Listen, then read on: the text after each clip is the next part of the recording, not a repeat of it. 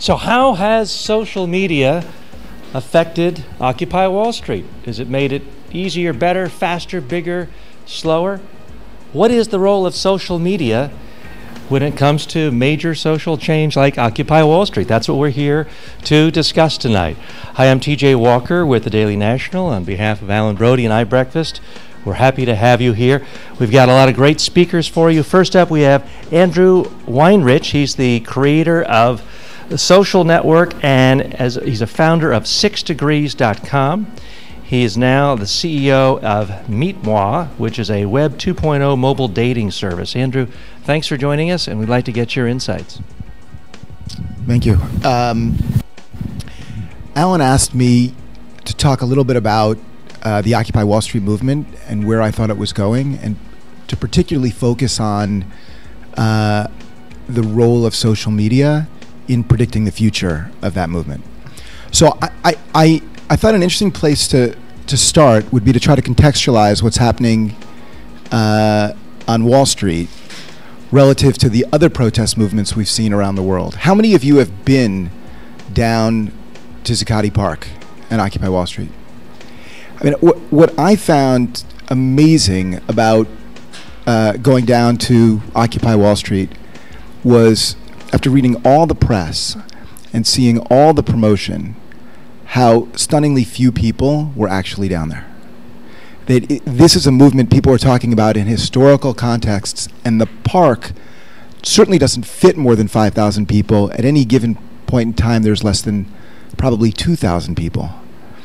And the movements that people are comparing this to are movements that originated in Spain a year ago, where there were hundreds of thousands of people in the streets, or in Egypt, or Yemen, or Syria, or Italy, or Israel. In Israel, the protest movement that developed over the summer, which is worth talking about, at one point came to involve 10% of the population. So in a country of, depending upon how you count, 6 to 8 million people, as many as 10% of the people participated at one moment in time. And here in the United States, even though the Occupy Wall Street movement has taken on the form of protests in cities throughout the country, the numbers are shockingly small. And then there's the issue, if you actually go down there, that it becomes difficult to appreciate what the message is of these people when you read their signs and you listen to the stories. There are protests, there are signs in favor of animal rights. There are signs in favor of the right ingredients in food. There's protests against unfair lending practices and issues related to the debt crisis and bailouts. The lack of a single coherent message, which I think has been somewhat touched upon in the press, but is painfully obvious to anyone who's gone to any of these protests, makes you wonder, does this thing have any staying power? So the topic is social media, and where is all of this going? Here's what I think is unique about the protests today, and here's where I think this is going. This is not the first time in history that there have been profound economic or political grievances around the world. This is not the first moment in time that there were authoritarian regimes in the Arab world, or even the allegation of corruption in parts of the Western world. And yet these protests have all synthesized in the past year with alarming speed from nothing. And the only thing that can be attributed to is the fact that everyone in these countries has a cell phone. That's it. Literally, that's it. There's no other fundamental dynamic that makes 2011 unique other than the fact that all of these people have cell phones. And coupled with the cell phones is not just the ability for people to text one another, but for people to organize almost spontaneously on properties like Twitter or Facebook. And the result is you had massive protests. You began to see it in Iran, and actually you saw it in the Ukraine in their orange, in the Orange Revolution, and then you saw it in Iran. Iran ultimately failed. But there's this sense of this inexorable tide that if people can organize spontaneously, that they'll be able to affect profound change. That's what makes 2011 unique. So what does that mean for the United States and the Occupy Wall Street movement? It's very clear to me that if this movement can generate a single coherent message, there is the ability to organize massive numbers of people like never before. So for those of you who are on Facebook, there are Facebook that have the ability, or that come out of nowhere and put together groups of 20 or 30 or 40 million people over total and utter nonsense. And if that same virality, that same schema that's used on Facebook or Twitter were to be applied to a movement like this around a single issue, strikes me as fairly inevitable that 10% of the United States participating in a movement. Now, I apologize 1 second. We've got a couple of speakers. We have to leave quickly. We will take all questions. We got no place to go. I'm going to be 2 more minutes. So we're going to hold off for now for the questions. I'm going to just be 2 more minutes. Where will this 10% organization occur? In the first instance, it'll occur in the it'll occur online. This is in the United States. It'll occur online. It won't manifest itself on the streets. Is talk today of, amongst the Occupy Wall Street, a march in the spring from New York to Washington, D.C. There's talk of rewriting, literally rewriting the Constitution in Philadelphia in the spring. I think these efforts are probably more far-fetched. And my sense is it's very difficult to predict whether or not something in the imminent future will result in this sort of massive organization. So that's the tough piece to predict. But I think what you can predict is that there's this inevitability, there's enough discontent, there's enough anger around enough different issues that at such point in time, when people are able to synthesize around a single issue, you will see massive organization in the United States, and it's likely to be on Facebook or Twitter. Okay, thank you. Thanks a lot. We've got another speaker coming up. You've seen her on Keith Olbermann and media, and she's been working in the trenches. Now for a quick introduction. Yeah.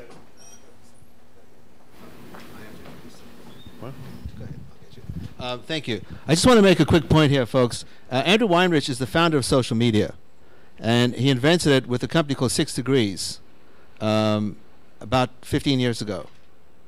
And I can tell you for sure that when you started it, it had absolutely nothing to do with politics or changing the world. It was, in fact, something to help people enhance their social lives, if I remember correctly. And I want to take the idea of what Andrew has done and apply it to very specific areas, which is to say that at each element of social media, when it started out, it didn't do much, but once you added photographs and digital pictures, it became Friendster. Once you added video and the ability to reach important people or college folks, it became Facebook. Now, I want to know what happens when you take that power and apply it to very specific instances, and that's why we're going to introduce you to Yetta Kurland. Steve is here to make her introduction. She represents one of the folks that was a victim of a police attack during the, or an alleged police attack during the Wall Street movement. Now, one of those attacks, not necessarily hers, is what sparked this small movement so that it went from, I saw them actually, at the very beginning. There were about maybe 400 people at Zuccotti Park.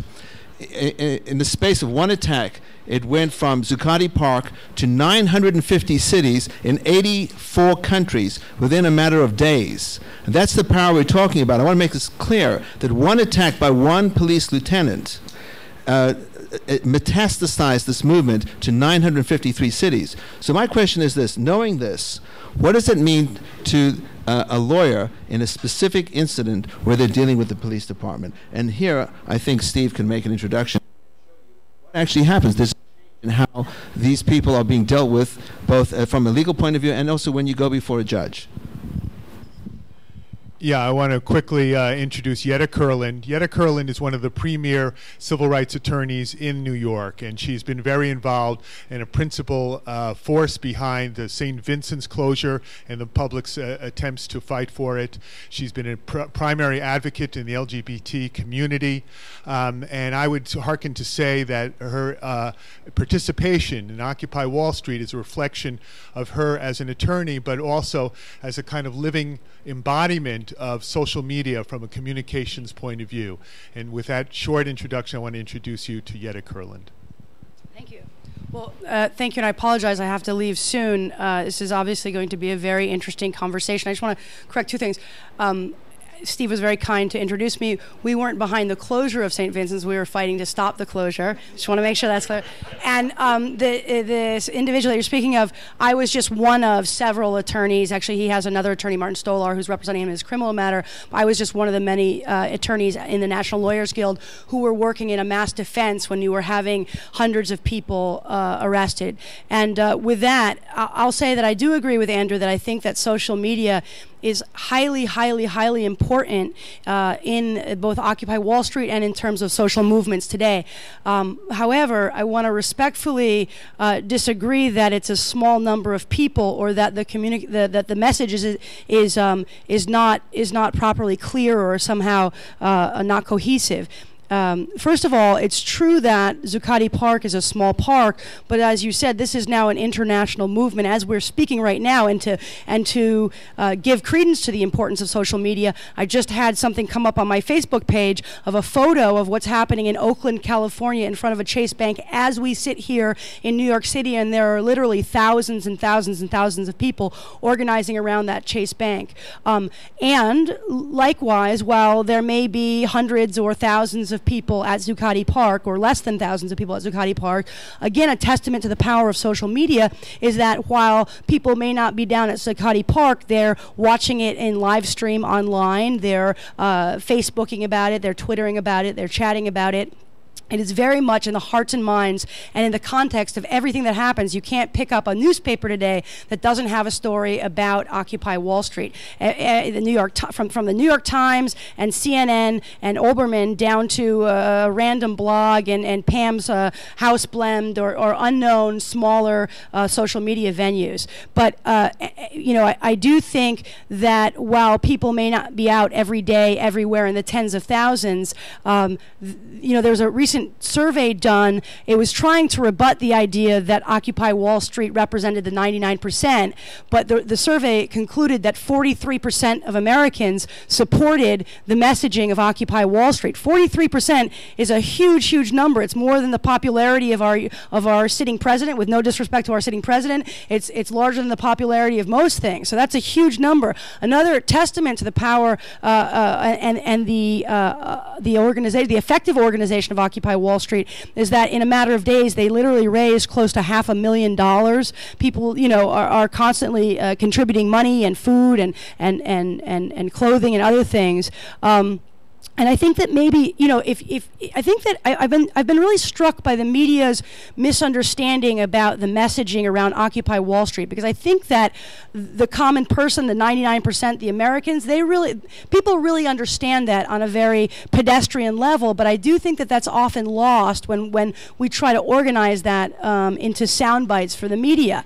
And I thought about why that is. There's one thing I just want to say. If you look at the declaration also of Occupy Wall Street, it's very, very clear. I wish I had brought that with me because I would read a couple of phrases from you, so I'm going to horribly paraphrase, for which I apologize, but basically it says something like, in order to have a truly democratic society, we can't have corporate power determining basically the interests of the public, and that there has to be a clear distinction between private profits and public service and public interest, and that has been woefully lost. And I don't think that we we contrast it with Spain or with Egypt, I think that Spain and Egypt were forces moving us forward, and that we're at a tipping point now. That's my thoughts, just as somebody who's been a community organizer for over 2 decades and just watching all of this unfold. And I do think that social media is a tremendously important part of that.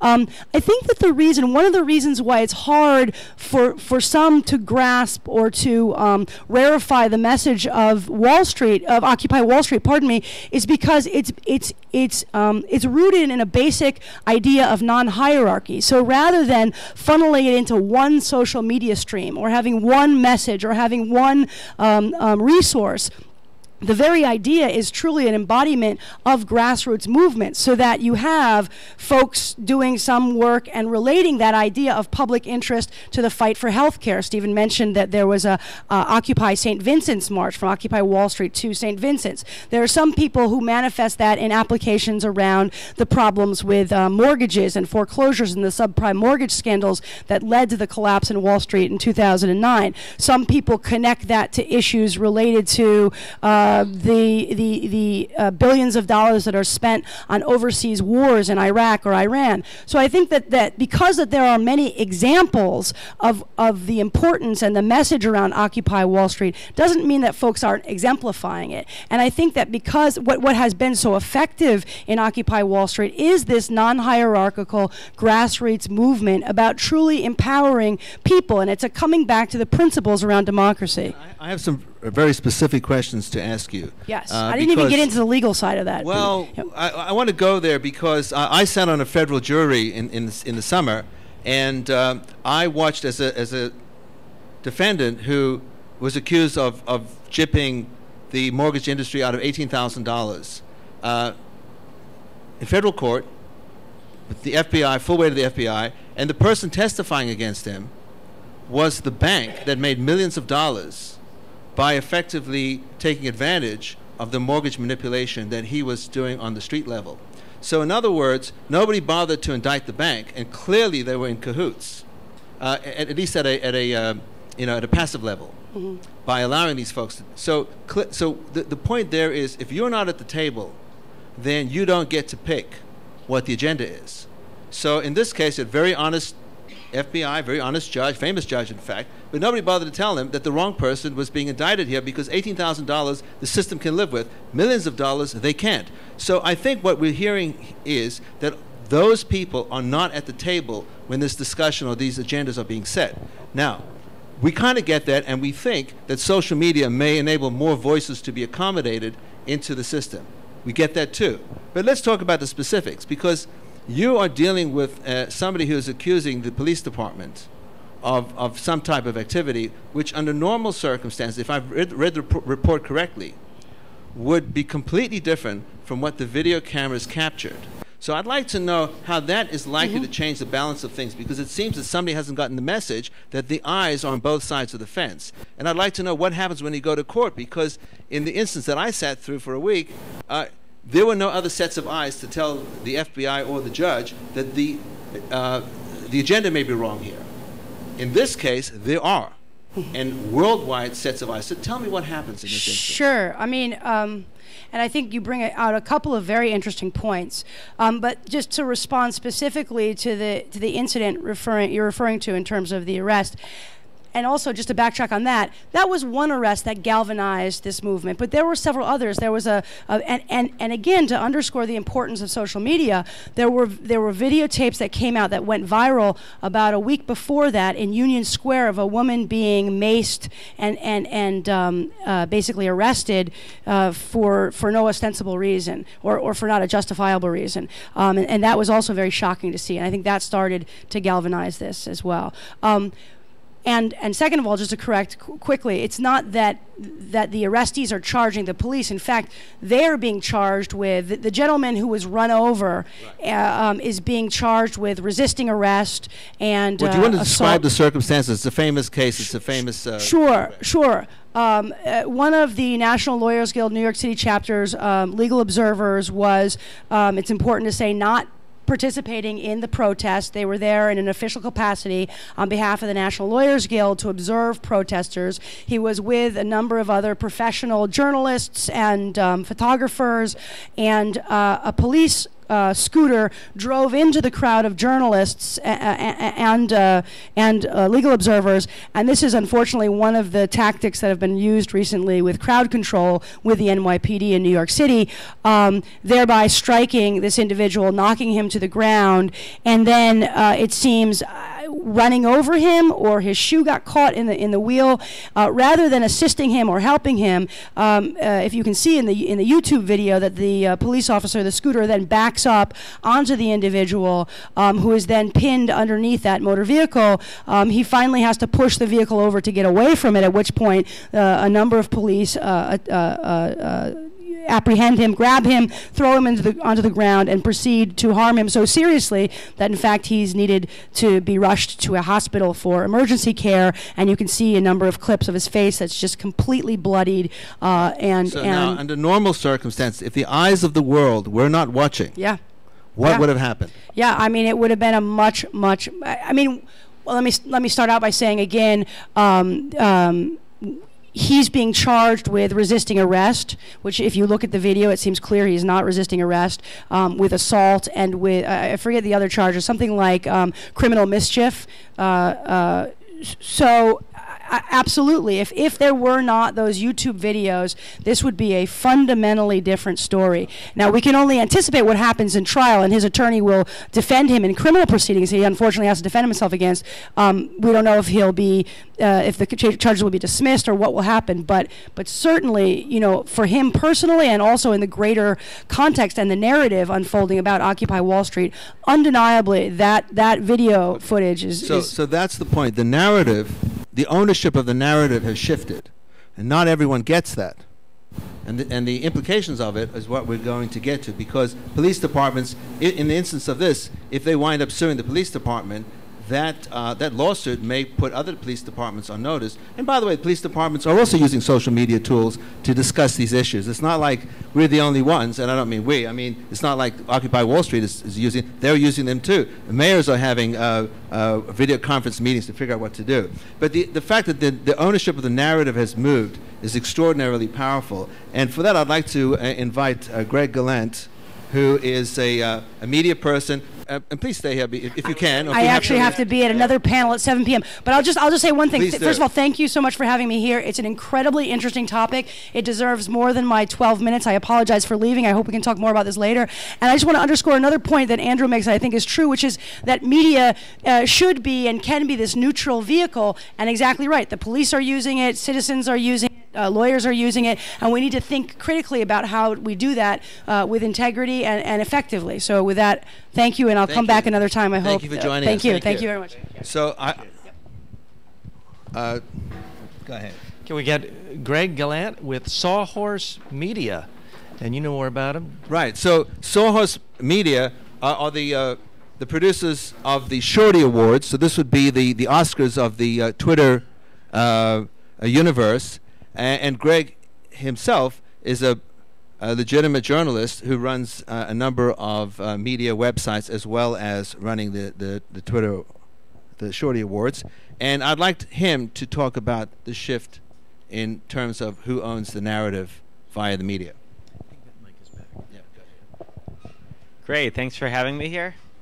So I think what's been kind of most striking about what's happened, I mean, even more than with Occupy Wall Street, with all the green revolutions, and with how media has been shifting in general, is that kind of the old mechanisms you would use to get a story out there in the media, even in the traditional media, be it television or newspapers, has changed completely. Where it used to be a game of sending out press releases, writing op-ed letters, staging very well produced, if you're doing this a protest with a speech that would carry on TV.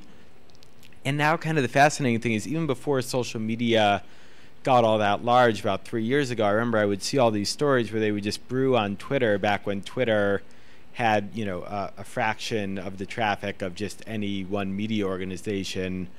But the power was that the journalists themselves were on Twitter sniffing out stories, and that's been something that's increased more and more. So I think with Occupy Wall Street, kind of the fascinating thing is, back when it was tiny and just getting started, was that even though they didn't have any kind of formal infrastructure, they were able to very quickly affect what the dialogue was in media, and that now there's a whole set of tools out there. If you look at things like Storify and Clout and Hootsuite and several others, where they're more powerful tools for journalists or who's ever kind of putting together the news to be able to quickly figure out, okay, who's saying what on social media?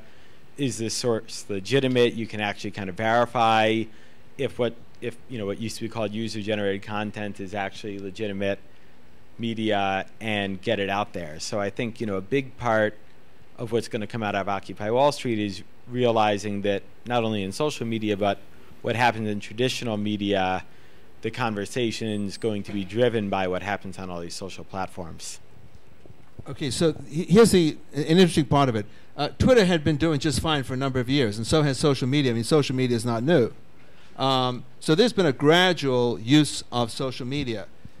How has Occupy Wall Street and movements like it, because there are others. I mean, we mentioned Spain. There's a lot going on in Europe and countries that we hadn't considered, like the Ukraine. Now that it has had this impact, how do you see it changing the media going forward? And how do you see the balance between citizen media and professional media? I think social media, the growth's been explosive in the past couple of years, right? Even 2 or 3 years ago, Facebook and Twitter were a fraction of their current size, both in terms of overall numbers and engagement. So, I think with this, it is kind of changing the way that the stories come about. And there was just a really interesting move yesterday by Google News. I don't know if you followed this, but Google entered the fray back over the summer with Google Plus, and now they're going to be listing the Google Plus profiles of the authors of every single news story in Google News under when the story comes up, if the journalist and the publication link the accounts, which I'm sure they'll be pressured to do. So in other words, when you see a story written even in a traditional publication, you can quickly connect with and communicate with the journalist behind it, which is unheard of. So now the journalist is now, instead of just pushing out news, is part of an ongoing conversation. But let me switch another announcement, if you will, that came out in Salon today. Salon is in a duel with the San Francisco newspapers, because they're claiming that the San Francisco newspapers are against the Occupy Oakland and San Francisco movements, and they're actually asking the readers for a donation. They're saying that this is our moment. Support us, not the traditional newspapers. So there is an actual duel taking place in San Francisco, sparked by this movement. And I'm curious, do you think this is a turning point in the power relationships between the media? Is digital media now not just on the ascendancy, but at the point where it's actually going to become the prime source of news, and the print and traditional media will follow it and actually be in the almost a second-class citizen, if you will? Yeah, it's a tricky thing right now because they're both kind of driving each other. Where on one hand, if you look at like what's shared the most on Facebook, it's often professionally produced content. Most of what's on there are links of people sending it out. But at the same time, I think kind of following on with the thread that Andrew started with, like not all that many people having to be present, there were a tremendous amount of people talking about it on Twitter, and that caused it to trend, and people noticed in the article. So almost it kind of virtualizes these protests where without having to leave your home, everybody out there has this this kind of platform to say something. So I think right now, it's shifting, but we're at this kind of interesting place where, it'll start on social media, people will say something, a video or a photo will bubble up of something that happened on the street.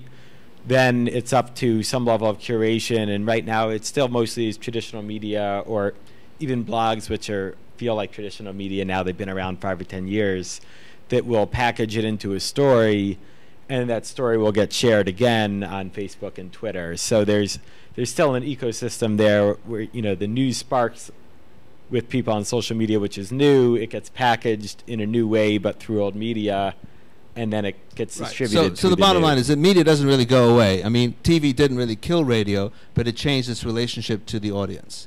And you're seeing that happen. So the ecosystem is under change, but we're not quite sure how it's going to end up in the next few years. or even the next few months. The next few months. Okay. Question: you have a background at CNN. In various huge news stories of the past, we've seen people like Greta Van Susteren rise to power because of a big story like OJ. Do you see certain social media stars who are rising up through Occupy Wall Street who are going to be turned into traditional media stars by getting their own shows? We already see a place like CNN giving Eric Dickerson a platform because he has a huge social media following with his blog. Any predictions there? Yeah, we'll find out when the Shorty Awards roll around for sure. Okay. Well, I will tell you that Yetta Kurland has her own show. Can you tell everyone about the Shorty Award? We'll give you a chance for a free plug.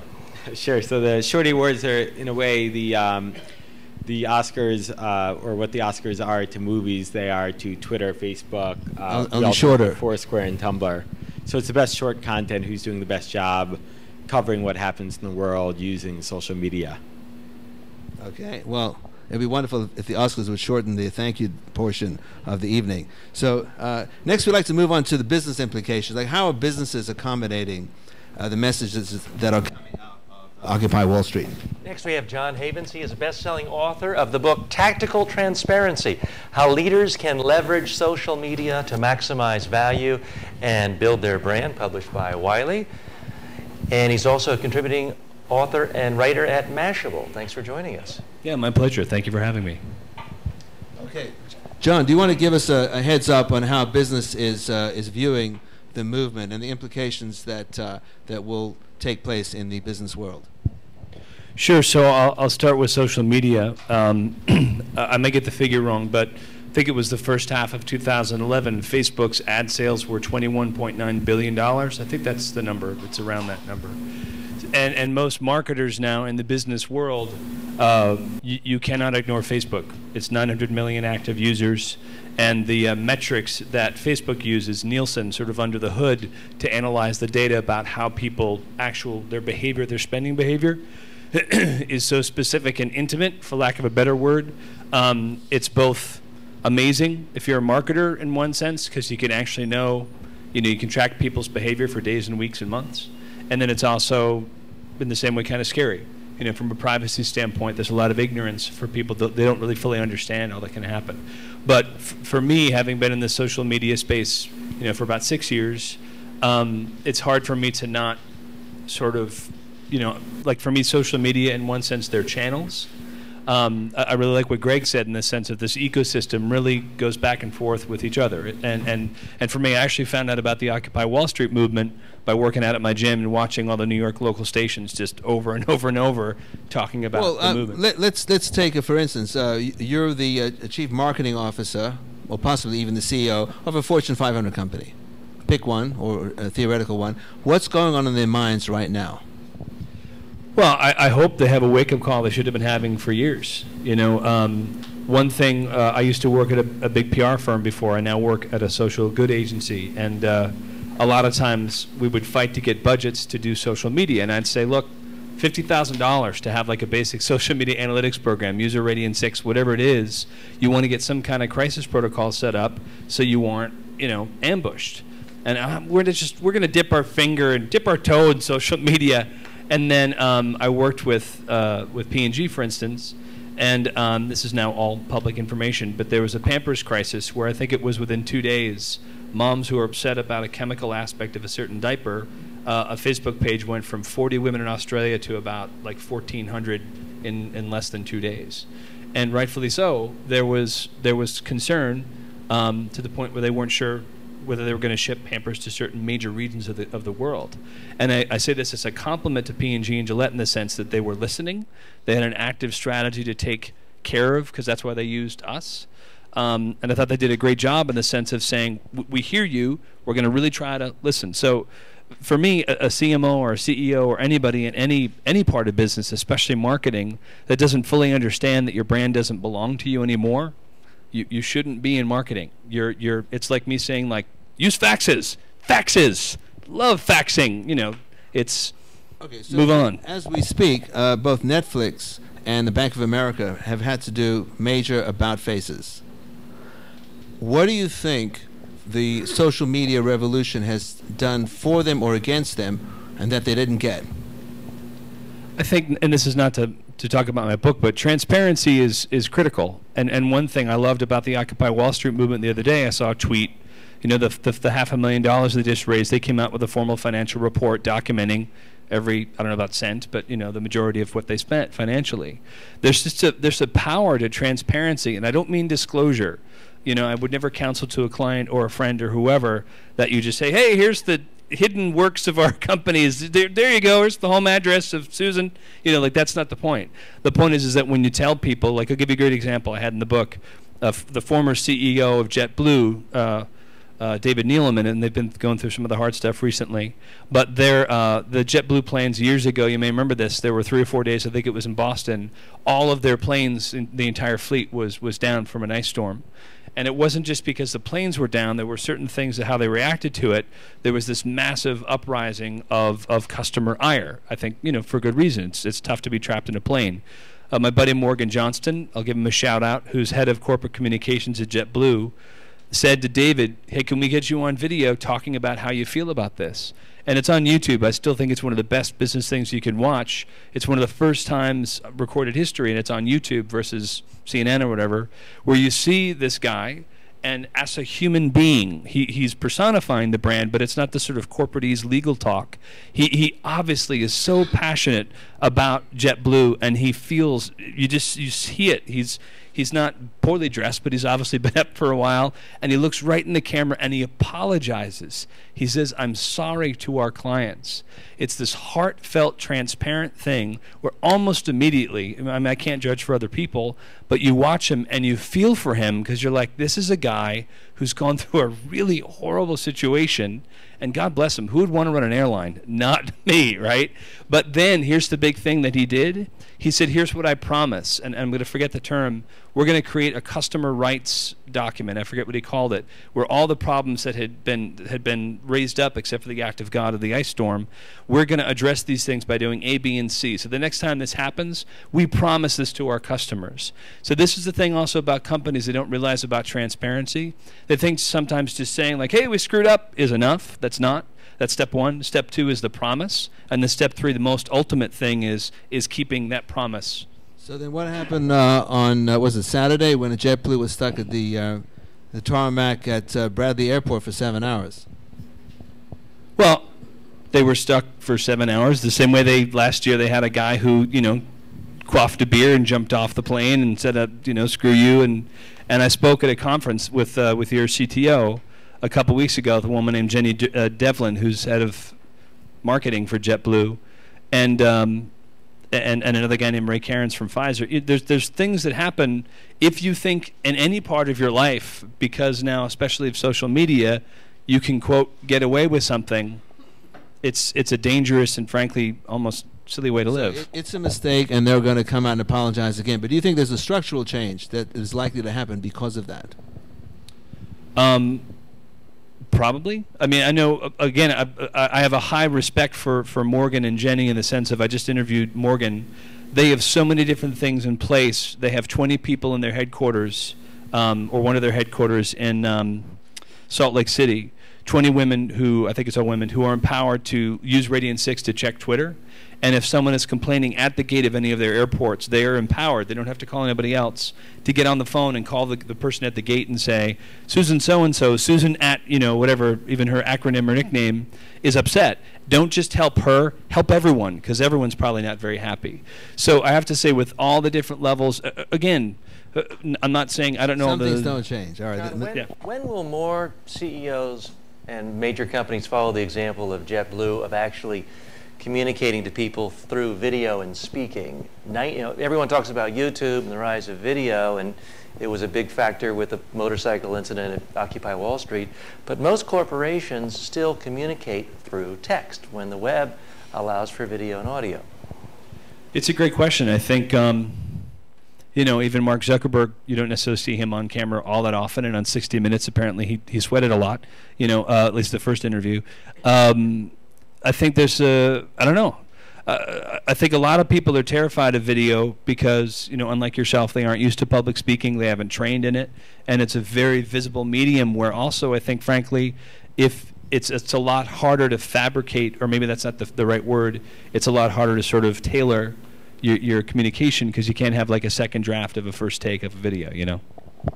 All right, sounds like a job for a good-looking PR/TV commentator to work for corporations in the crisis control department.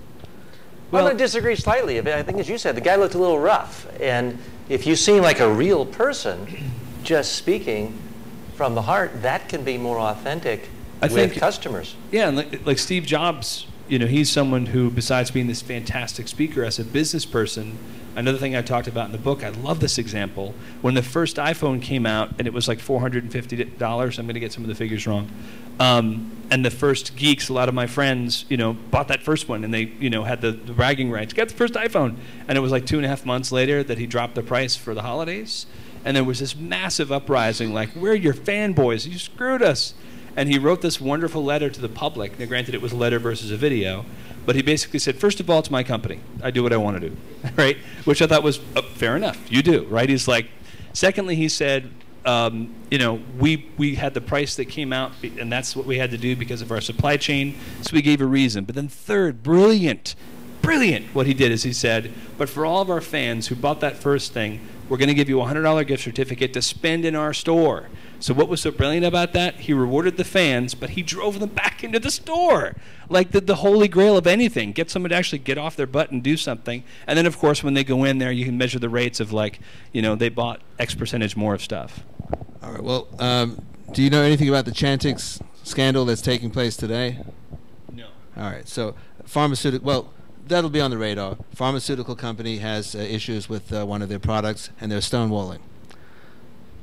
How would you I guess you don't know the product, so you can't recommend it. But in general, if you're a pharmaceutical company and you have a problem like a recall or there are issues of people getting hurt by using a product, what would you tell them? The same thing I tell anyone. I mean, FDA things, there's a lot of confusion about social media and FDA. It's understandable. It's an expertise to know all the legal side of things, which I don't. I've worked with legal clients. I think in general, here's the long story short. There's two messages: silence or giving some kind of information. Then when you give that information, does it sound like it's a human speaking, or does it sound like a legal thing that's there to sort of protect the company? Especially with a product that may hurt individuals, if you don't come out, and the aspirin, you know, set the standard for the good way to do it, you know. If there's something that could harm people who use your product, the way we've done it, I know I'm just trying to end fast. The biggest recommendation, so the granular, get a website saying FAQ, here's how to fix it, we're sorry for the problem, whatever else, and then you want to get SEO to direct to that page so people can, there it is. John, thank you very much. Sure. Again, the book is Tactical Transparency, How Leaders Can Leverage Social Media to Maximize Value and Build Their Brand, available at Amazon, bookstores. Thanks again. Thank you. Okay. I may have to leave a little early, so I want to say thank you again so much. Well, we do want to take questions from the audience, and we have one more speaker, and then we're going to open this up for the town hall part. And by the way, we also, if you'd like to participate in a social media format, we've created a hashtag right there in the front, OWS Social. So feel free to our next speaker doesn't necessarily tweet away. Our next speaker doesn't necessarily agree with anything that we've had to say tonight, and I welcome that. So please introduce Stuart Tract. Okay.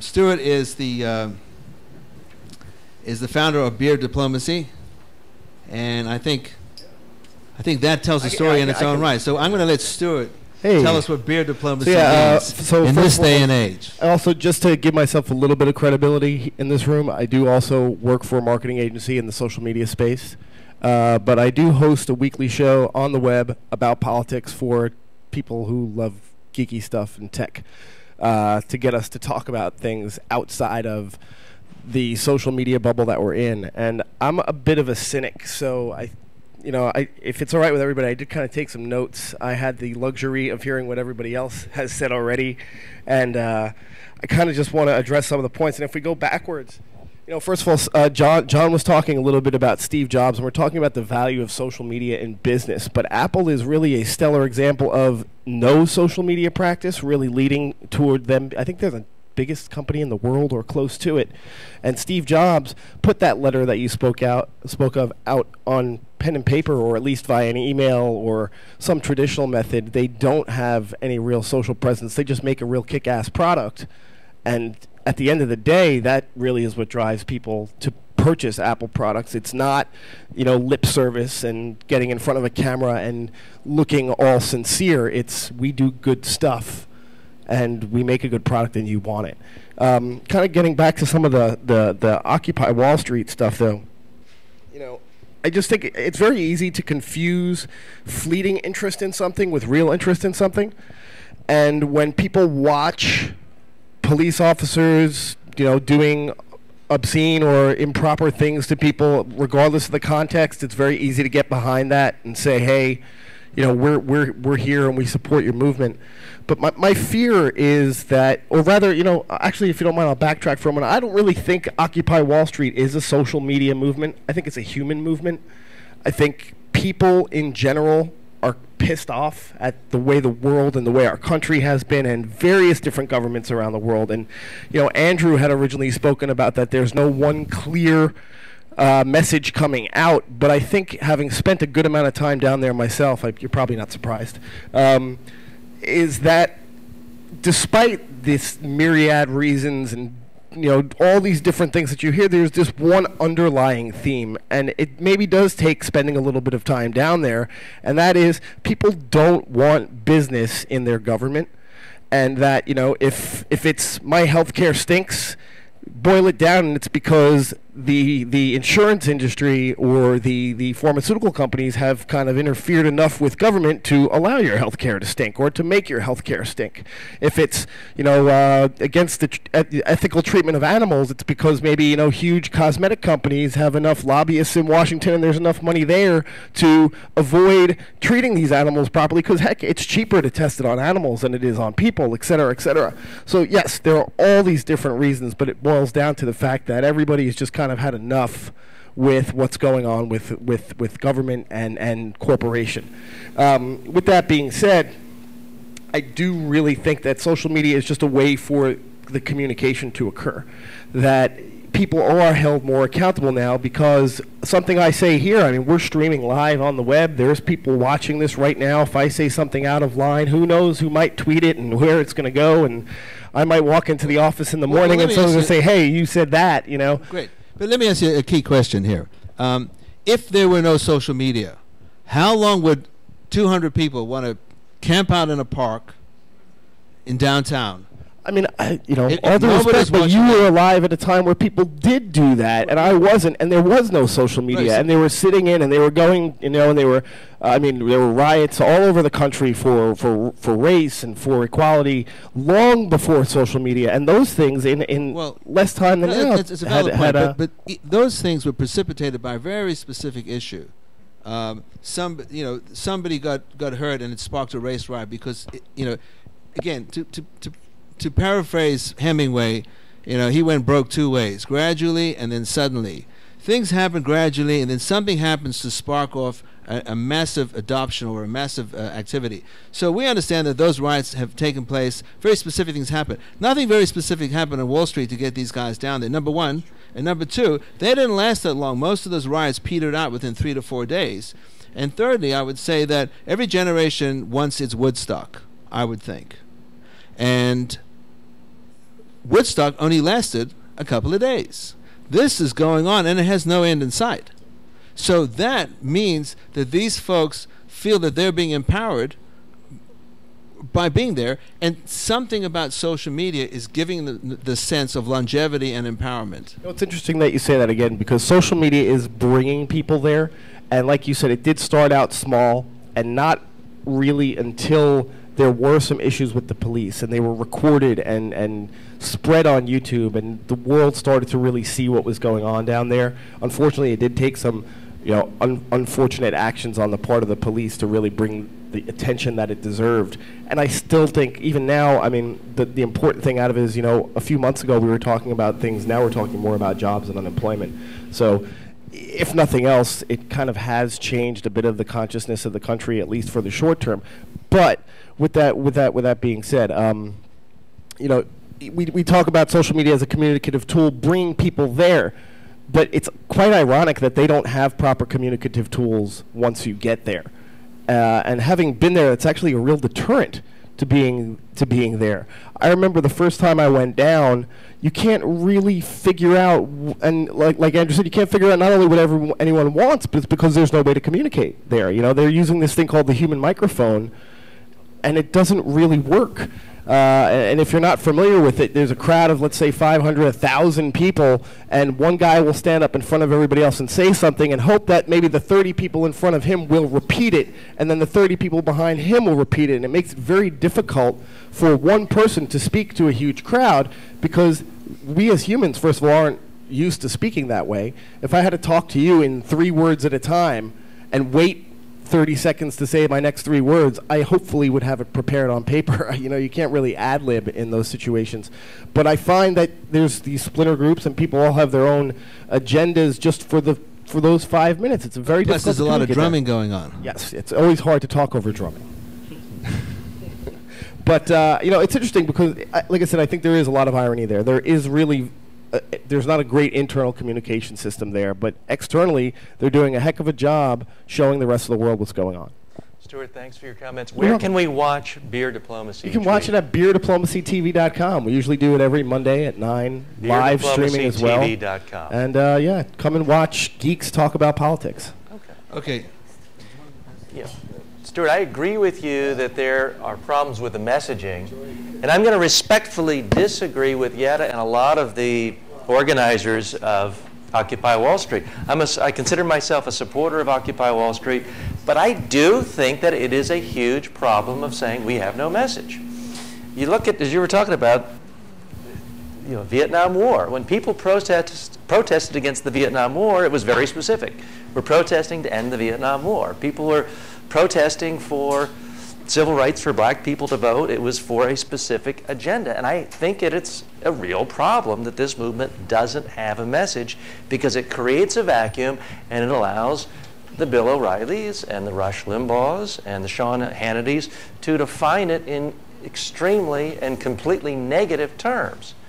And I think there are messages there, but it's not enough to look at, for example, the first statement put out by the General Assembly. 3 of the first 5 messages had to do with eliminating poison in our food, which may be a good idea, getting rid of animals penned up, which I guess we'd all have to be vegetarians or hunters, and issues like avoiding discrimination in the workplace of people regarding their own gender identity. Again, maybe all good ideas, but so out there and confusing that it allows the enemies of this movement to define it.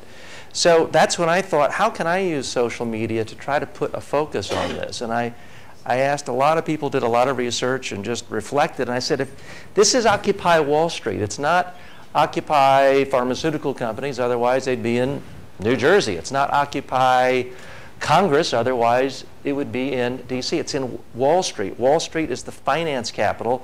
What makes finance? Banks. What's the most powerful part of banks? Big banks. So to me, if you could do just one thing to deal with the source of most people's grievances, it would be to eliminate these too big to fail banks, because they have so much power. That's what caused all of you and other taxpayers to have to reach into our pockets and give $700 billion to these huge, too big to fail banks a few years ago. That's why I think people are so resentful when a $39,000 a year teacher has to use her tax money to pay a banker who made a $25 million bonus last year.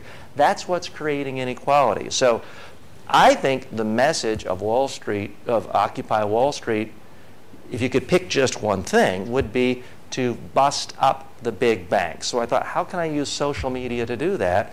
So I published a book. And these days, unlike in the Vietnam War where it might have taken a year, I just wrote it on an airplane and came up with a PDF book, an electronic book, and it was from concept to being on, say, on Amazon in 1 week with a press conference down at Occupy Wall Street last Friday. And what I think is unique now is just the ability to do things like that quickly. By the way, I'm happy to, selling the book for 99 cents on Amazon, all proceeds go to Occupy Wall Street.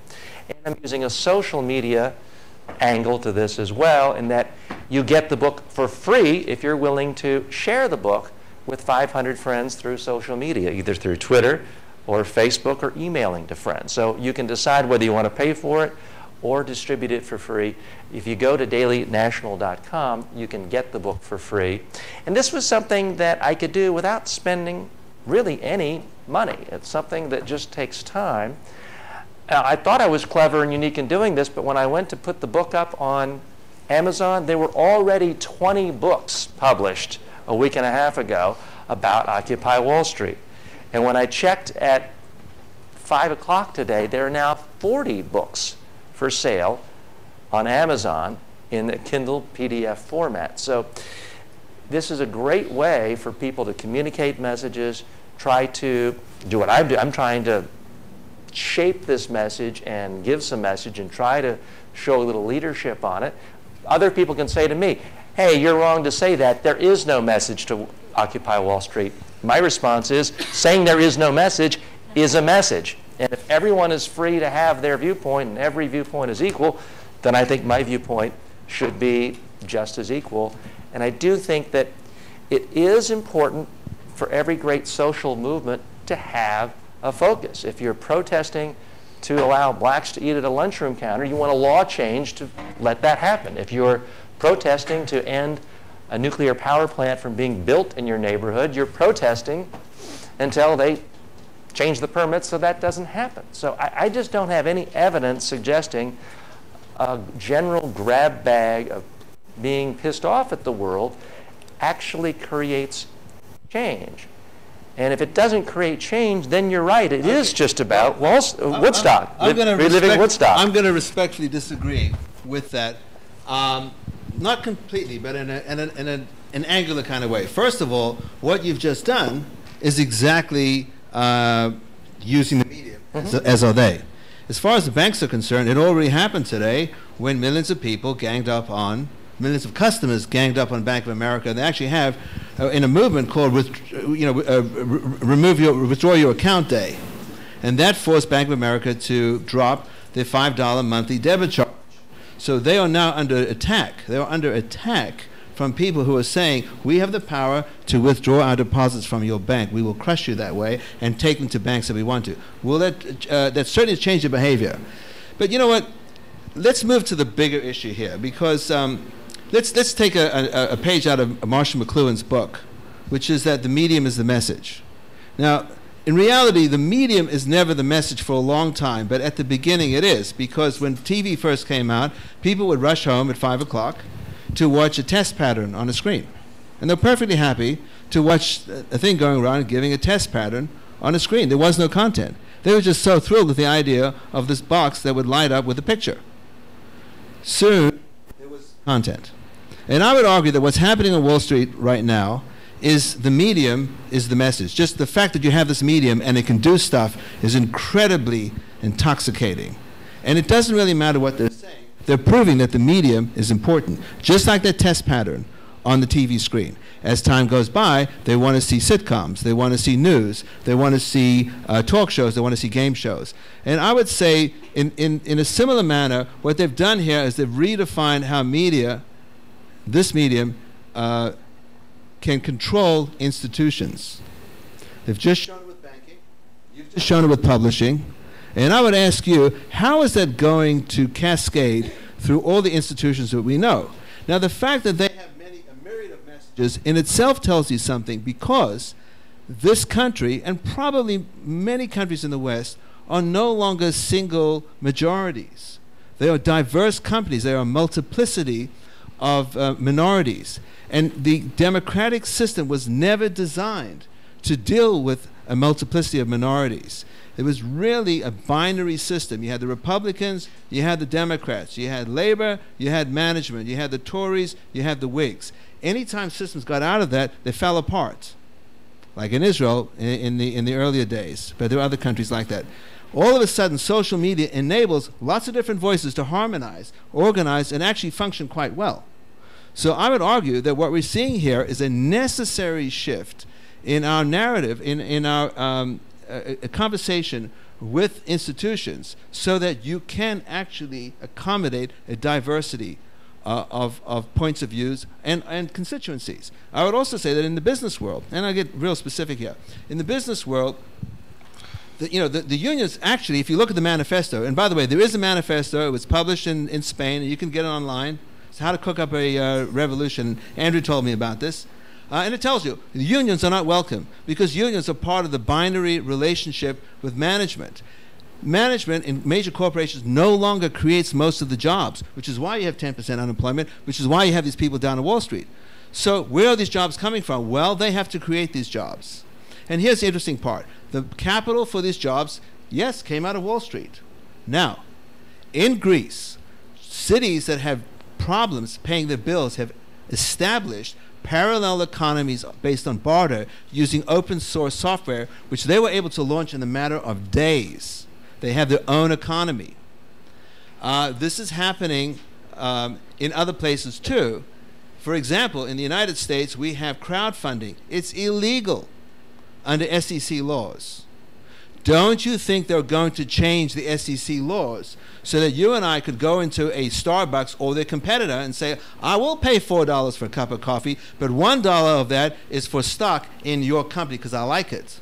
And I'll come back every day and accumulate stock plus a cup of coffee. Thank you very much. It's illegal to do that now, but that could change. And I would argue that what these folks are doing is forcing the institutions to accommodate a diversity of propositions, and that they actually can work. Because typically, the governments would say, no, you can't do that. You'll get too many crooks. Well, the SEC proved to us that the people that they did control are not exactly working in our best. It has actually paid off. So that's my point. Now, that's my view, and I think in the policing, one more example I want to give you, because in South Korea, there is a legitimate job that you can have. It's not a job, but they allow bounty hunters to enforce the law, meaning that they can go out and find any infraction, take a photograph, take a video, deliver it to the police station, and the police will find that person, could be leaving the garbage out at 5 in the morning, whatever that infraction is, and they get a piece of that fine. That has enhanced policing in South Korea incredibly. I would argue that police will do that here too.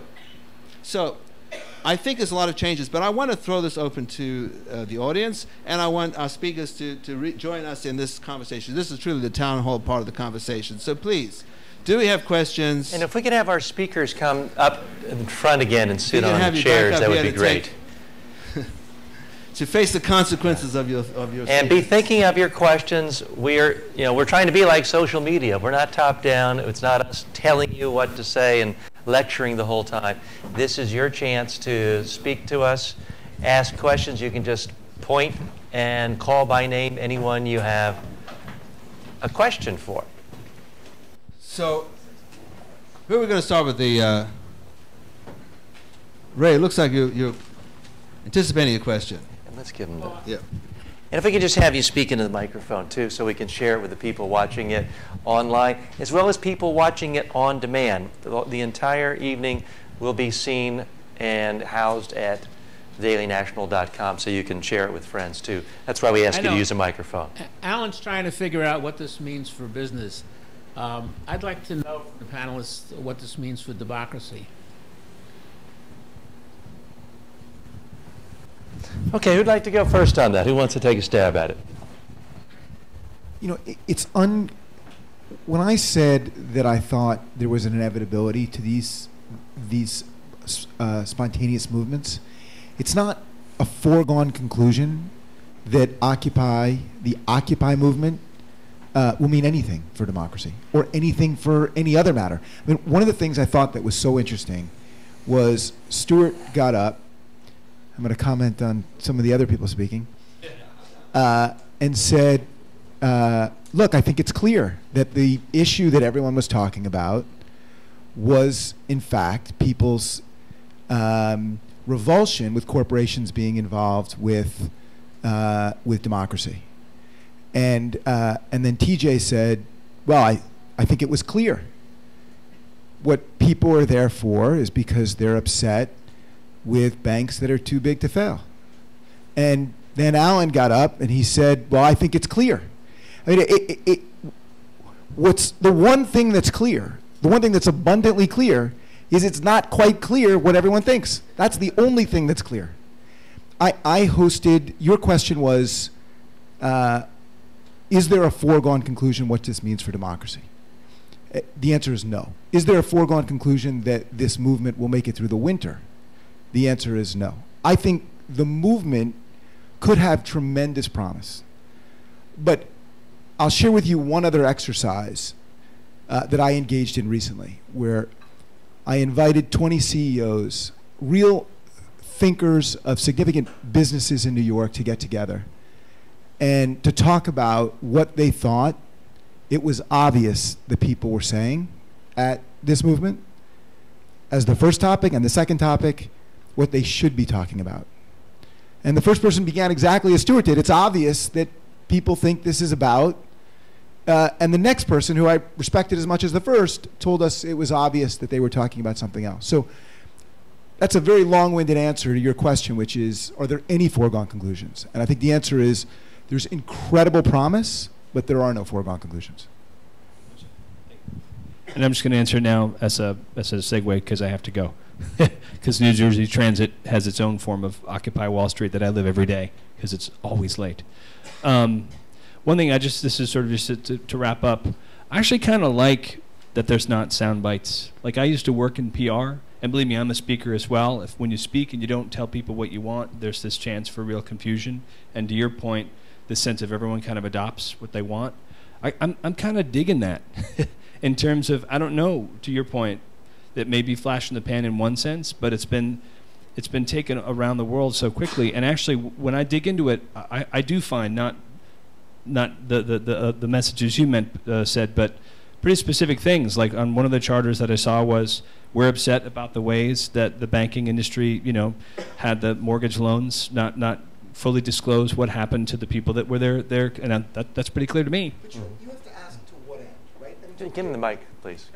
I'm sorry to interrupt you, but you have to ask to what end, right? I mean, all of these people with agendas, it's compelling if there is in fact change. And the argument that I would make is, we're at risk of this being incredibly ineffective. That none of these agendas have any success because there's no sense of organization around any one of them. No, and I'm not disagreeing with you in the sense of, would it be easier if there was a Martin Luther King-esque type person in the movement who said, this is what Occupy Wall Street, there was one person to identify that specifically with the movement? Sure. I think what I'm captivated by is how many people say, how many traditional media folks say, we wish they had concise, little sound bites, and there's so much traditional media coverage of what they do. I actually kind of like the fact, I'm not disagreeing with you, a lack of specificity is confusing in one sense, but I think a lot of the change of democracy, and let me just say this because I got to run, I studied history in college, right? Revolutionary War, anger against not having religious freedom was what led folks leave England and come to the States, right? So democracy in one sense, was born in the States by a lot of general vitriol against tariffs. So people back at the time, for a while, to your point, probably like, well, this is not going to go anywhere, and then they got on boats and then sadly decimated, the indigenous people of the States who were there at the time. So anyway, random thoughts, but I just wanted to thank you very much. Yeah, I want to add a little direction to this, because they have money. If they like a candidate who represents their interests in any constituency, they can direct cash towards that candidate. They can drive people to that candidate. They can. But Alan, let's not overstate that. I mean, Yeah, can we get in the mic, please? let's not overstate that. I mean, some of that fundraising is going on through Kickstarter. Kickstarter is a New York startup where people can identify projects and have raised tens of millions of dollars in the aggregate. I mean, you're talking, no, that's true. That's true, but you're talking about a movement that's occupied tens of millions of dollars worth of press in the paper and has raised $500,000. $500,000 is not going to move campaigns in the way you're talking about. Now, I think there's incredible promise, incredible promise. The question is, what is the path to get to that promise? And I think the answer is there's going to need at some point to be focus if we're going to achieve that promise. Right, but I'll give it to you. But focus will come. What they're doing here, and again, I want to go back to the point here, is they're proving a tool. In Iran, people tried to use the tool and it didn't really work because the government was more ruthless than the people could deal with.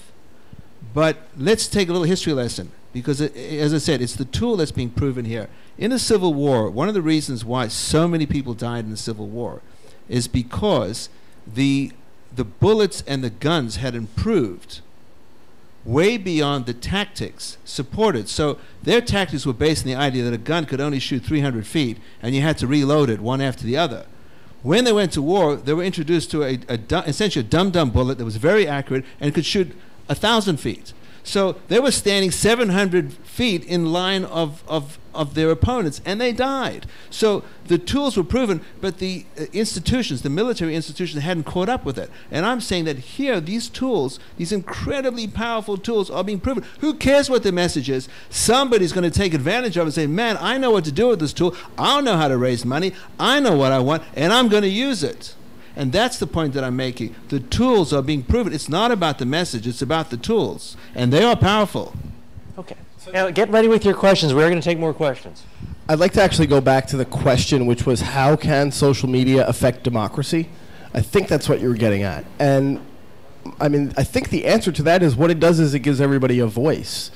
And at a time where people are feeling powerless, and this is global now, everybody has a voice. Everybody can see that voice published in digital media, and they feel significantly more empowered because you can now see it.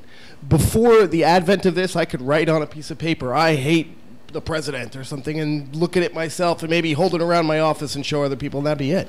But I mean, right now, I, for example, have a few thousand people that follow me on Twitter. And I can write something, and a few thousand people will see that. And I've never had that power before. So, you know, if we look at the internet and we look at digital communications as a human life, so to speak, we're like barely at the puberty stage right now. And really, and you know, I don't mean to be a little vulgar, but hey, that's me. I mean, social media is kind of like the pubes of the internet, right? Like we're at that point where we're changing a little bit and we're growing and we don't really know what to do with it yet. You know, I mean, I have to do it. It's a good one. It's a good one. But you know what I mean? It's like we don't really know what to do with it. We're at this awkward stage and we don't know how to responsibly handle all of this power that we have as people. And you know, but yet we're still going to go out, we're still going to use it, and we're going to wield it. It's like the first time you figure out that you are, you know, that you like other people in more than just a friendly way. And you're like, oh, I'm going to go out and I'm going to interact with these people in new and interesting ways. And we now have the power to do that. It's less than 3 years old. And as people's voices are more and more capable of being heard and taken seriously, I think we'll start to see those voices be used significantly more responsibly as well. Less pube talk. We'll take some more questions in a moment. I think the answer to your question, though, is it's changed the terms of debate. Just remember, a couple of months ago, there was pretty much agreement among Republicans and Democrats, the elites of the country, that the number one public policy issue is reducing deficit spending. You're not hearing that anymore. And I think part of what is going on with Occupy Wall Street message is saying, hey, we're in the middle of a depression. That can't be the only issue. And it really has changed the terms of debate in America when you look at every kind of mainstream media coverage, social media coverage, things like income inequality, getting a lot more attention. So that's a direct result of what's happened. Well, let's take the comparison. If you've seen pictures from the Depression, there were people camped out in New York. And you know what they were doing? They were selling apples.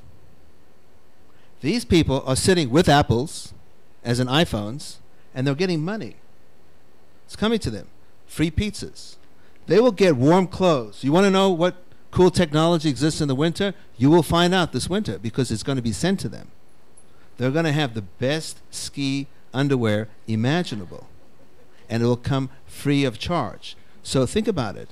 They went from selling apples to buying apples and using that to make money.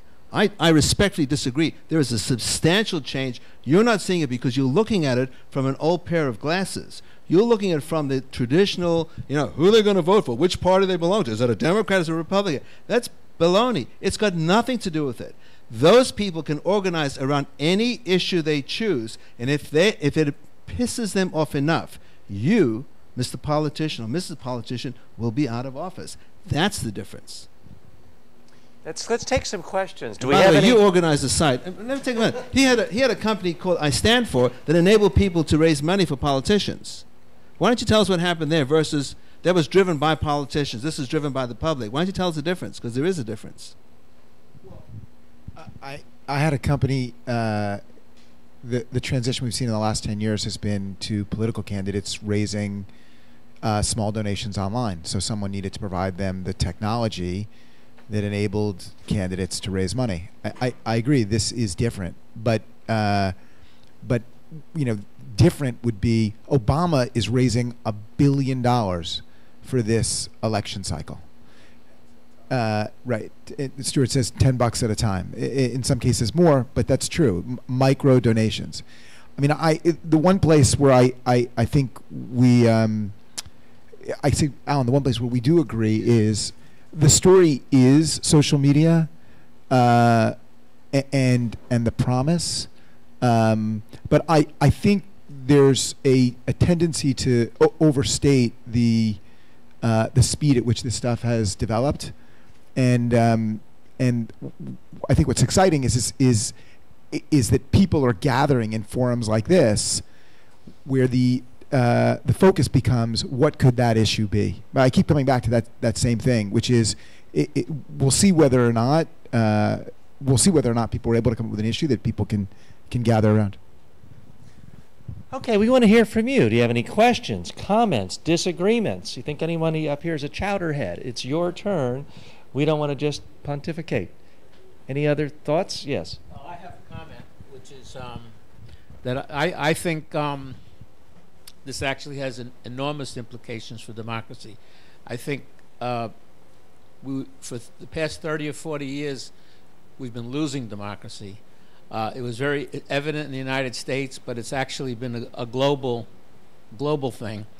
And I'm very active on Twitter myself, and I've noticed. What's your handle? Ray Beckerman. I've noticed quite a difference in the national media during the past few months. They want to control the story. They are controlled by the same corporations that control everything else. And by the way, Wall Street to me is a symbol because every one of these multinational corporations is part of is run in accordance with its investors' needs and finance. And Wall Street is the world center of that. It's not just things that happen specifically on Wall Street. It's Wall Street as the brain of this multinational corporate structure. There's a good article in Common Dreams, which just came out today. A group of complexity scientists have actually done a very detailed study of who owns all of the means of production in the world. And it's incredible. They've actually mapped out how 40% of everything is owned by this very small number of companies. Those same companies in the United States, thanks to evisceration of the securities laws, evisceration of the antitrust laws, the reduction, the Ronald Reagan's jokes about government, which have become the prevailing view, have left a vacuum, a power vacuum in this country. So you're seeing it different now. Even the corporate media cannot control the story anymore. They become a laughing stock, and a day or two later, all of a sudden, they're covering something that they tried to pretend didn't happen. It's incredibly noticeable. Also, since on Twitter I'm a recognized I mean, anybody who knows about me thinks of me as a progressive or a liberal. So I'm always a magnet for right-wing trolls, various anonymous accounts, probably all run by the same few people, but pretending to be all kinds of different personalities and things. And it's incredible how it's like an exponential, ever since Occupy Wall Street, there's been an exponential increase in the right-wing trolls trying to engage me in conversation, which I never indulge. But it was like, notice it was like a tidal wave. They are frightened. The present power structure is very frightened. All right, thanks for sharing. Other questions, comments? Yes, here in the back. I have a comment. I'm from Wall Street.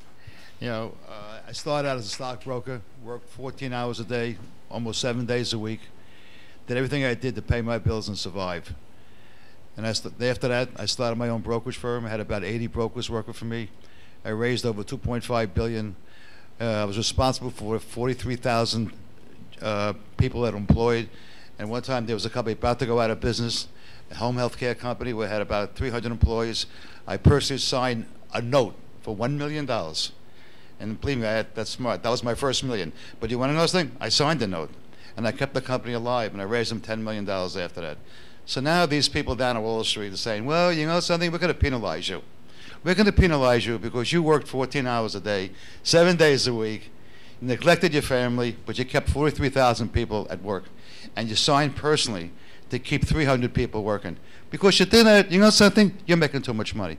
I'm going to penalize you and give it back to the people who, this is some type of political movement down at Wall Street, because they're going to find out today. Acorn, there was an article today in the Times and Wall Street Journal that Acorn was supplying a lot of funds to all these people. They were one of the picketers. Now to find Ram in Chicago was also supplying some capital. The reality is, this is America. What made this country so great was people went out there, they had a dream, and they worked hard, and they succeeded. And now we're trying to say, you know something? Screw you. We're gonna penalize you. You're gonna pay more taxes than we are. Well, just because you sacrificed and you killed yourself and you worked hard, but you're part of Wall Street. Wall Street is not Wall Street. Wall Street are people that are working hard, making a living, maybe a little smarter, maybe working a little harder, dedicate their lives to help people like you and all these online companies that someday going to need 5 million, 10 million. Who are they going to go to? They're going to go to guys like me and say, hey, listen, could you get me 5 million? I have 3 companies in my office today. One company wanted 10 million, one company wanted 7 million. This is constant. They're coming to me. I'm not a magician, but I could help them. So don't penalize me. Don't penalize the guys on Wall Street. Go to Washington, where, what's his name, the president gave $565 million to Solaris when everybody warned the government not to do it. They did it because it was a political thing. You don't hear one person down on Wall Street mention that. You're going to find all kinds of fraud with all this here, all these people are being applied by people that are funding this movement. So, you know, be objective. Be objective and look at the guys who are really helping everybody. And this country is so spectacular. Guys like me who are sitting out there busting their ass every day trying to help America. And what are you going to save in the future? Okay, guys, we're penalizing you. You know what's going to happen? You're going to penalize these people. They're going to cut jobs, and they're not going to be that proactive. And who's going to get hurt? The common person. You can't penalize people that are successful. You got to admire them, and you got to support them, and you got to have a goal to be just like them. You take away the American dream, man, we're going to be a second or third rate country. That's I see it happening right now, and I'm sad because I'm involved in all these not all the finances. Smaller companies come to me, Alan knows. I'm constantly working day and night. So hang on one second. All I'm saying, you got to be objective. You don't fall into this ridiculous propaganda. If these guys can show revenue. Hang on one second. I do want to thank you for sharing your views. People like to say everyone in New York City thinks alike. We don't. We really appreciate your views. You work with a lot of small companies, though. And you want some government regulation to get rid of fraud and SEC. What do you say to those? I can certainly understand you being upset when people say all Wall Street is bad, all corporations are bad. But what about those who say we shouldn't reward with taxpayer money when the huge banks fail and they say they're too big? Isn't there some way of reining that in and busting up the banks? How do you prevent somebody from failing? How you going to prevent somebody from making mistakes? I mean, this is America. You want to control everything? You want to be like Russia? Well, I don't understand this. It's ridiculous. You have to support these young guys up here. There's 3 young guys there. They're 35 years and younger. These guys are going to need money.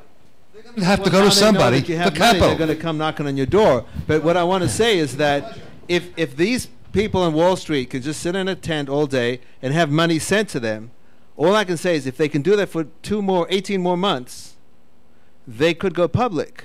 And you could take them public because that's the job. If you can sit in a tent and people send you money, to me that's the job. You could take them public. Let's get a quick reaction from another one of our audience members. Hi. If I say that I've also been on Wall Street, I have a feeling I'm going to sound like I'm the second guy in on a 12-step program. But nonetheless, I was at Morgan Stanley. I also now, among other things, write for a website that covers the alternative investment industry, which includes brokerage firms tangentially. It also covers hedge funds, et cetera. Now, one thing that you hit on that I think is absolutely right about Wall Street, and then I'm going to take a whack at Wall Street, but the thing that you hit on that's absolutely right is that the reason for Wall Street originally, and sometimes still, is to raise money for companies. To the degree that Wall Street does that, it's doing what it was intended to do. And I totally agree with you on that. They're taking the risk. They are taking the risk. Right. But fast forward to today's world. Most of the major investment banks are basically playing with other people's money. That's the difference. You're running a partnership. Probably your money is on the line every freaking day that you're doing something, right? Okay, fine. That's you. When you get to Goldman, when you get to Morgan Stanley, yes, once upon a time there were private partnerships, and you bet they watched what was going on very carefully because their money was at risk. Now, yeah, their money's sort of at risk because they have shares in Goldman, but they're getting bonuses and everything else, so they make out okay. But there is so much other people's money that they can use and do what they would like to do with. You raise money for companies. This is America. You have to make your own decisions. Come on, let him finish. He has the microphone, please. Thank you. You can't tell them what to do. For example, one of the things I was researching just lately, trading on the various stock exchanges right now. 70%, 75% of the trading on stock exchanges is due to what's called high-frequency trading. This is a subset of hedge funds.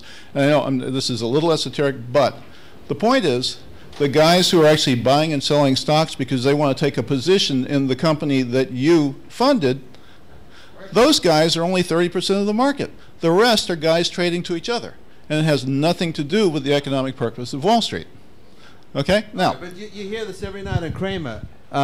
You would lower the price of oil if you raise the margin requirements on oil speculators. So there are regulations that can do it. But apparently, not even Kramer has enough power to get the SEC to raise the margin requirements. So there are specific things. But again, these kids, and they're not all kids, but the people that are camping out aren't necessarily sophisticated or understanding of this. And they're really probably the victims of a structural change in the world economy. We're globalized. Well, in 1950s, if you listen to Michael Moore, he'll tell you it was a great time. We won the war, and then we sold all the countries that we beat. We sold them the products. We owned the market, and you could afford to pay people well, and you could afford to do things. All those jobs have shifted overseas, and we don't have a solution to take people to the next economy. That's part of the problem. Let's get a reaction from our panel from any of these comments. So, Thanks so much for having me. It's good to see you. So you're talking about the American dream. What about all the people whose jobs are no longer here because corporations who are trying to maximize their profits are sending them overseas? Isn't it your responsibility and those people who facilitated that to then at least help out people who don't have jobs now? I mean, it's America. It's not a place where we treat the people who are less fortunate than us like garbage and talk about how great and everyone should look up to me and so and so. Yeah, of course, we all want the American dream. But Hang on, he listened to you. But you know, I mean, it boggles my mind how you got to where you were by hard work, and there are other people who work hard in their own ways as well. And just to say, you know, that you should have carte blanche to do whatever you want with your dollars, and these people should be allowed to suffer. Well, indirectly, that is what you're saying. I really have nothing else to say. I just, you know, really, you know, that's my feeling on that. I mean, you should be allowed to earn whatever it is that you are allowed to earn, but you do live in a country where we take care of our own people, and we haven't been doing that at the expense of those people. You know, a couple extra bucks from someone who can afford 3 cars, in my opinion, you know, to someone who can't afford 1, or to put food on the table of their children, you know, that sickens me. Any comments? Okay. Question? Sure. I would like to ask this gentleman to not take my photograph or video, because I view that as an act of intimidation and an invasion of privacy. If you want to hear what I have to say, if you'd like to hear what I have to say, I'm going to ask for your agreement to do that. If you don't agree, fine. Here's the mic. Okay.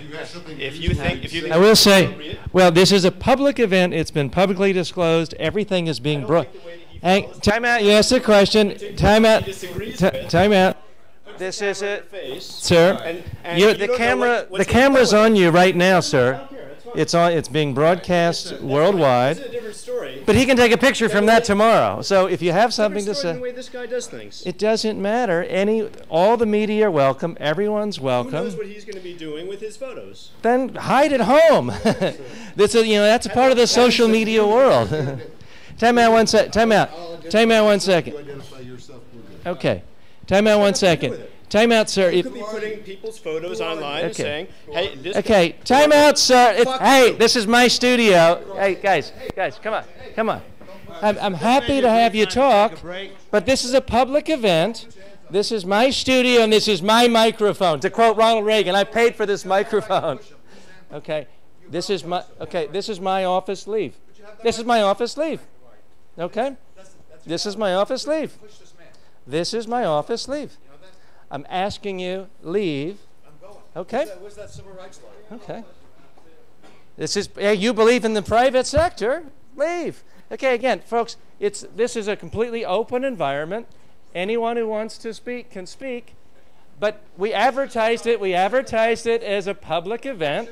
It's being broadcast. It's being broadcast worldwide. It's a public event. So if anyone would like to say something, now's the time to do it.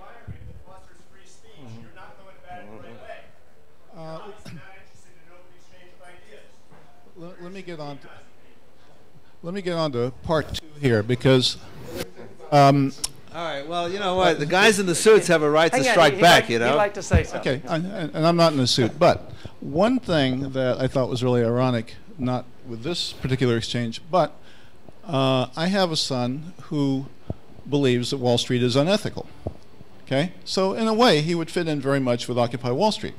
There's one problem. When I ask him, so why, he can't tell me. Okay?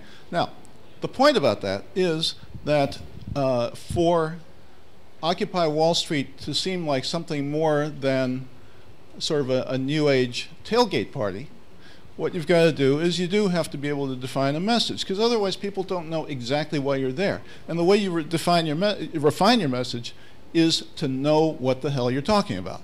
And if you think Wall Street is it, yeah, you need to know a few things. If you know what's going on with Wall Street, then yeah, you can probably articulate the things that will make sense. I mean, Elizabeth Warren does a great job of sort of encapsulating what needs to be said, for example. But yeah, there's enough about Wall Street. There are good things, but the moment you start to demonize it, you're going to lose some of the audience you need. A lot of people don't know that. Right, but I mean, the point is that these folks are not in on the conversation. They're not in on the legislation. They're not in on the rule making. They're not in on any of this. For example, there are corporations that get tax credits even though they are exporting jobs overseas.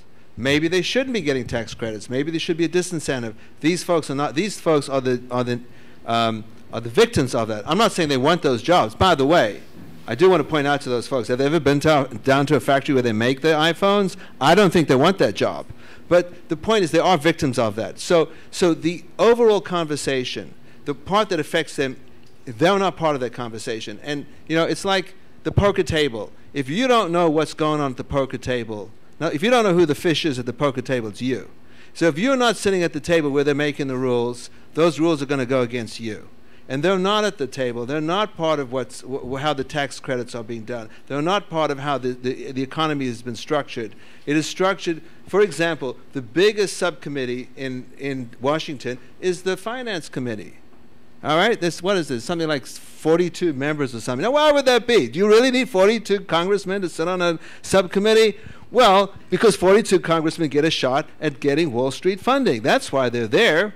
So clearly we need 1,042,000 people, except the million are the people down on Wall Street. So I think that's really the issue, is opening the conversation so that they have genuine input where it matters. And the way the rules have been stacked is they are not where it matters.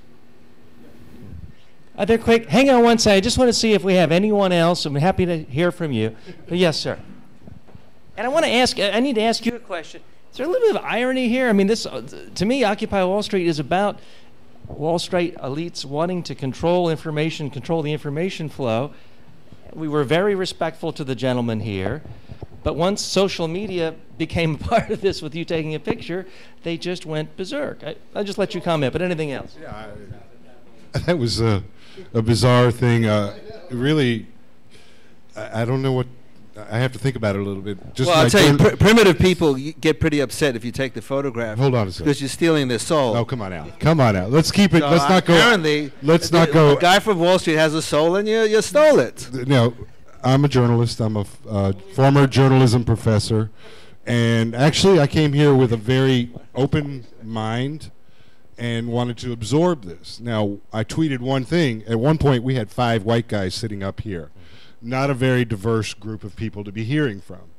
And when I heard him speaking, I said, wow, getting a diversity of opinion, that's newsworthy. And it really was. I didn't get his name. I was going to approach him afterwards and ask for his name and give him an opportunity to talk and fully explain. Now, that's a professional journalist. My name is Mo Krochmal. You can find me on Twitter, Krochmal. I am the editor of Social Media News NY. It's a startup. It lives on Facebook. I leverage cheap technology and try to do good journalism, good reporting, classic, objective, no dog in the fight. Now, I also, transparency, I'm a friend of Alan's. I've known him for a long time. So I have to be very careful in what I put up here because of that relationship, and I have been open and transparent. This is an open meeting. This is a public meeting. It's open. When you come in here, one of the things that social media does, it allows for accountability. So if the guy wants to speak in an open meeting and wants his name attached to it, there's accountability.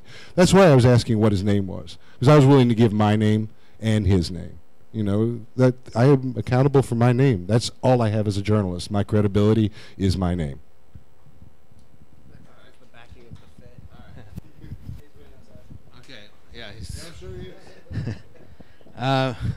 Well, I think we may have exhausted our questions unless we have Any final comments? something that I've overlooked. In the One back. Let me just get it. Yeah, go ahead. Yeah, come on up and share with us if you would. Bring more beer. Yeah, I mean, to me, just as a comment about some of the things in terms of Occupy Wall Street, one, it's fascinating in a way that it becomes, the Greta Garbo of, you look at it and it becomes what you want. So it has this amorphous quality to take on. But on the other hand, it's not a question to me about the messaging, it's about the leadership. And, that's sort of a question at large, I think, in terms of, and I'm kind of curious psychologically how social media may affect leadership, and hugely complex questions. So there isn't any one question that is the question to unravel anything here. But, whether it's, the laws and the lobbyists that make things, why so many are struggling. There's so many issues here. But in terms of leadership, in terms of creating something where people want to go, because we have this opportunity where everybody relates to the dissatisfaction. That's what's going on. Everybody's dissatisfied, and it can be any kind of dissatisfaction. It's a catch-all. It's become a catch-all for disaffected people. But Stuart has an answer. Sure.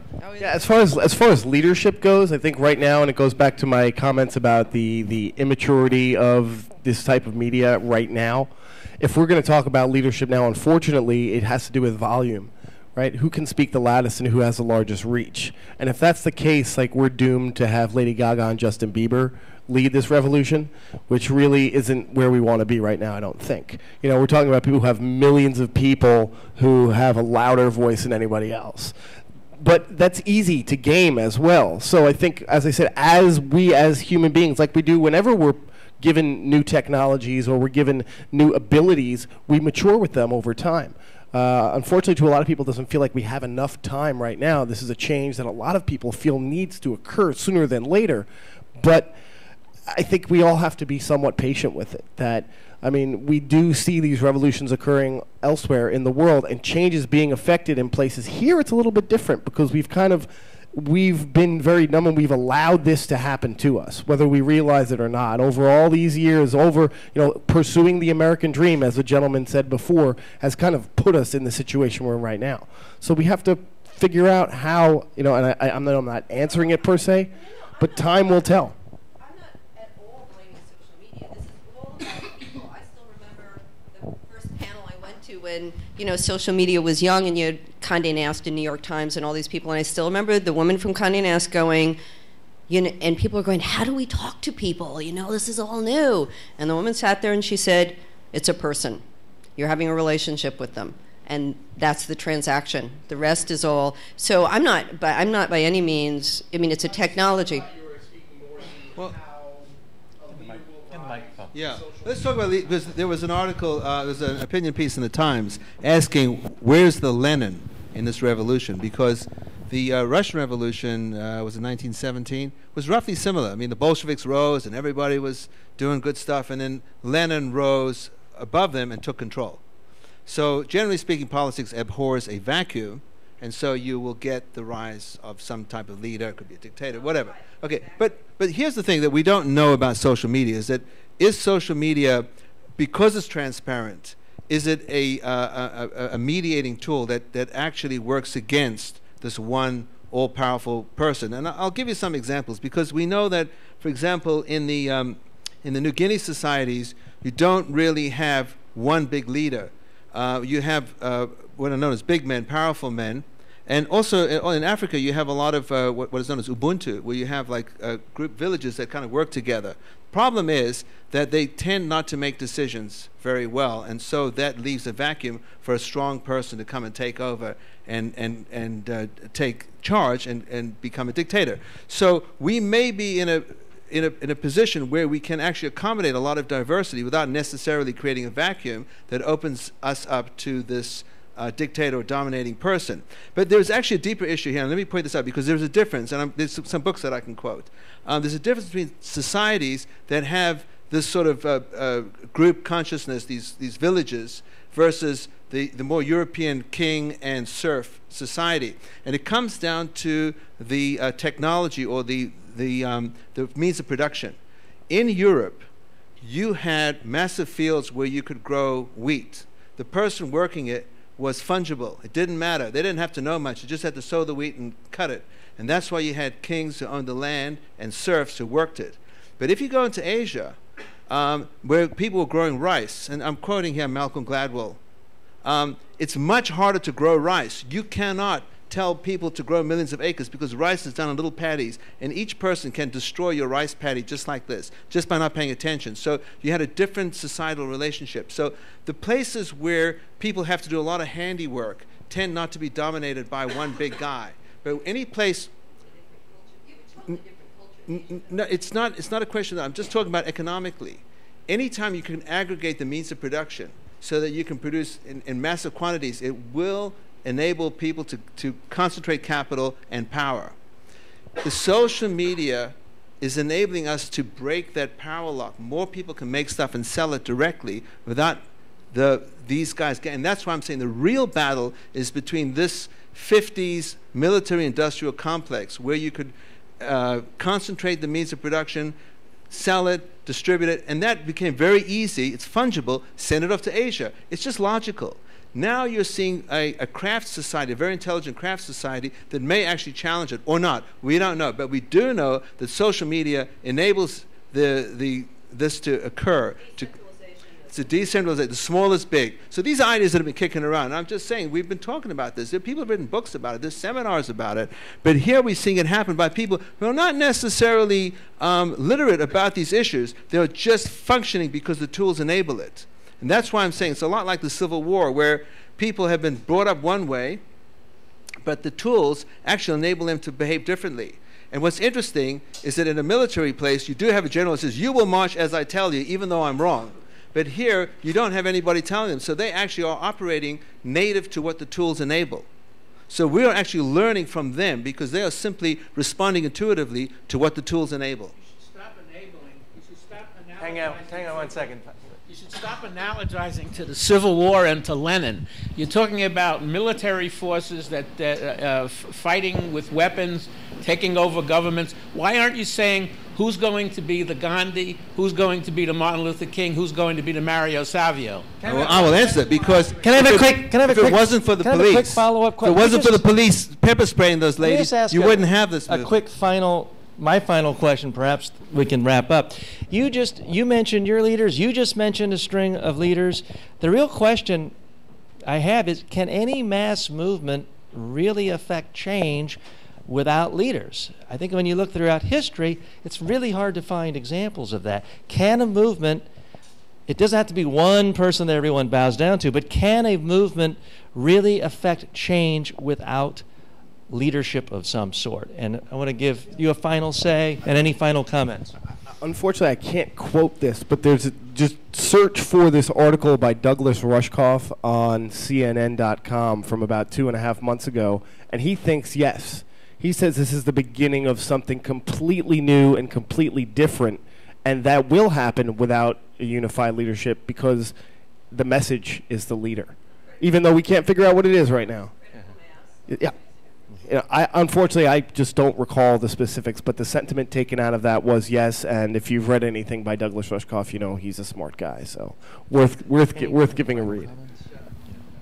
Well, I think what we've come down to is the crux of the issue: is are we seeing the emergence of a completely new political paradigm, which would be essentially organized chaos, a multiplicity of minds to create an overall general leadership without this one head or this one dictator.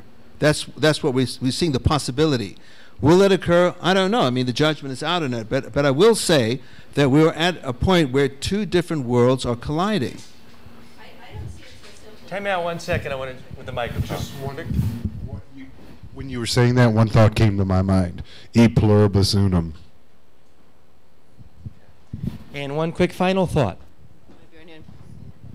I don't know. I mean, in some ways, I'm kind of an organic character, and I think there are many answers to any issue or question. So, and I think maybe therein lies an opportunity. Maybe, to not look just at the way, what could it look like? And when, I mean, and in some ways, it's certainly not a new perspective to say, we don't know, let's check it out. Versus putting it in certain types of boxes we know, but to, possibly look at something and see new shapes in it. It takes stepping back, but maybe there's something that that will take shape. Who knows? And in the spirit of social media, our audience has the final say. On behalf of iBreakfast and the Daily National, I'm TJ Walker. Thanks for joining us. Thank you all for coming here. Thank you.